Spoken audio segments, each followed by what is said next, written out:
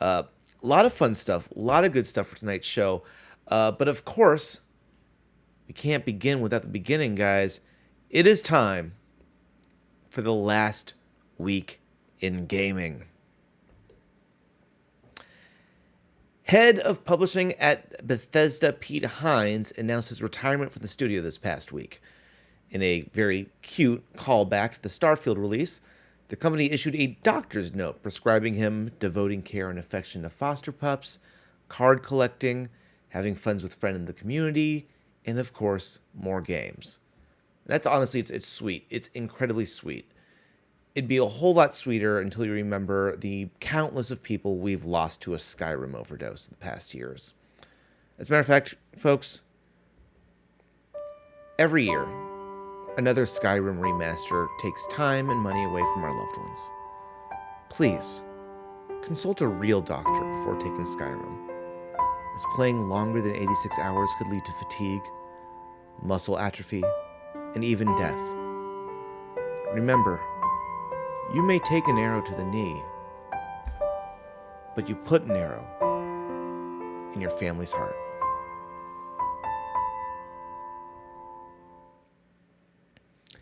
A Blizzard video hyping the new Diablo game has been pulled due to being littered with mistakes. We're talking incorrect map labels, math calculation mistakes, before and after shots that are the same shot.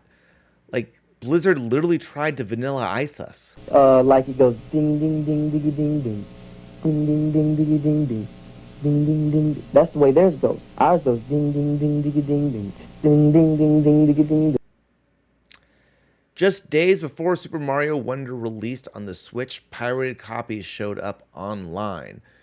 Interestingly enough, modders got their hands on it, and it turns out it is very easy to change text and voice file. Now, I gotta say, canonically, Mario is in fact from New York, where almost every day on the subway I do hear somebody say that Goomba looks so fucking serene. So it's not fully out of line. Gaming giant Minecraft announced that the 15-year-old game has sold 300 million copies, cementing it as one of the best-selling games of all time. Guys, that is 15 years of getting kids to play with blocks, the same job as a preschool teacher with significantly more money.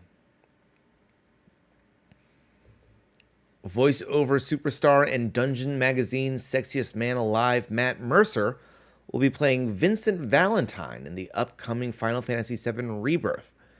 This comes hot after playing Ganondorf in The Legend of Zelda Tears of the Kingdom, and truthfully, the man's worked so hard, he absolutely deserves it. Like, I can hear his voice as Vincent in my head now. You said you need black powder? Yes, coming. Riot revealed their next musical project for League of Legends, which will be the boy band Heartsteel. And much like any boy band, they hit all the proper archetypes. The heartthrob, the evil one, the avenging spirit, the cat boy, and the ninja. Because let's face it, Chris Kirkpatrick would absolutely be the ninja. Look at that hair.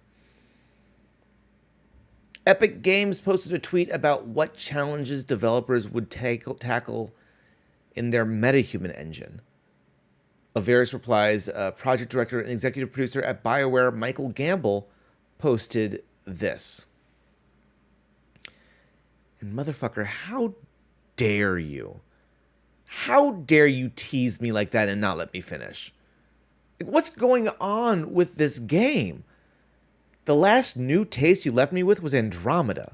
Andromeda.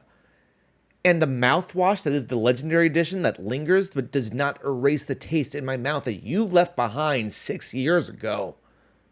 We've had an entire ass pandemic since you even mentioned a new Mass Effect game. And I'm left holding my controller in my hand like some sort of idiot. And my beloved Caden needs me. And yes, I saved Caden. You monsters were all willing to let him die for Ashley. But I was there. I was there. Damn it. Analog, the people behind the Analog Pocket, have teased a Nintendo 64 model called the Analog 3D. a complete reimagining of the N64. It promises 4K resolution and 100% compatibility with N64 games across all regions. Now, this is all well and good, but call me when they strap a Pokemon print station to the back of it. Granted, let's say I actually am legitimately excited about this because I now get to see one of my favorite, probably the greatest gaming sequence of all time in 4K.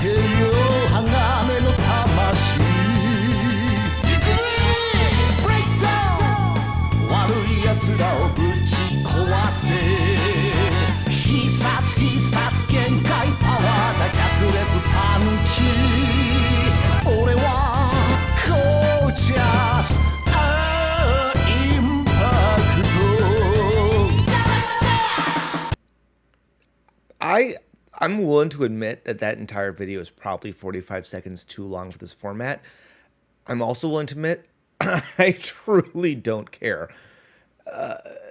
Everyone needs to see that thing exists in the universe today. Where am I here? Yes, popular Call of Duty streamer Mercer apologized for a homophobic slur against a teammate live on stream after getting heated. The most newsworthy part about this story: a Call of Duty player apologized for using a slur. Now, I'll say there's a bit of an irony of this man's handle being censor. It's not lost on me. That's like me using the handle low-key. Developer TechDirt created a new game that puts you in the role of running a social media site. The goal is to keep the fake social media site Yapper free from bigots, spam, harassment, and misinformation. And from what I've read, most people have found the game fairly difficult, except for one who just said if you don't try, it still counts as winning. Luxury streetwear company Arc8 will be collaborating with From Software on some clothing items inspired by their hit game Elden Ring. Now, honestly, this is actually a very interesting story here when I looked into it. So when Arc8 approached From Software about this collaboration, it was the third blood moon of winter.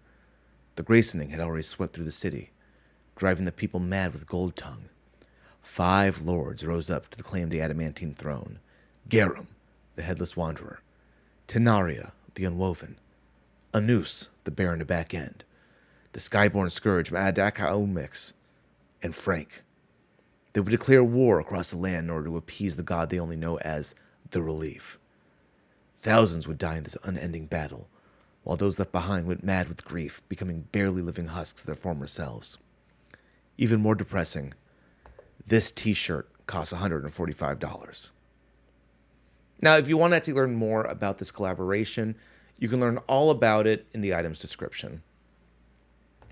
Microsoft took over the Las Vegas Exosphere this week to advertise like Xbox in general. Certainly, this is part of a victory lap after the Activision Blizzard purchase. The display itself featured scenes from Starfield, Forza, Cyberpunk 2077, and a particularly pointed message. Now, it's been 6.5 years since the Switch was released, and with all the rumors swirling around, eyes are on Nintendo to reveal when we see the Switch 2 on store shelves. Granted, we're going to keep calling it the Switch 2 until someone tells us it's actually Switch Tears of the Kingdom. Now, head of Nintendo of America, and absolutely not someone whose name was created by a ChatGPT prompt, Doug Bowser, dropped all sorts of tidbits in a recent interview. One thing he said was that creating a Nintendo account will allow us to communicate with our players if and when we make a transition to a new platform. I'm sorry, why are we treating the thought of a platform account as a new idea? Xbox and PlayStation has had this for years. It's crazy Microsoft wanted to buy Nintendo because this is the most Apple bullshit I've ever heard of. Also, this is coming after you've shut down the 3DS eShop, the Virtual Console, and ended your online service for older Nintendo consoles. Like, you're the obnoxious kid on the playground screaming, "It's only opposite day until after I finish the sentence, and now it's not opposite day." Doug also was asked about the rise of unions in the industry.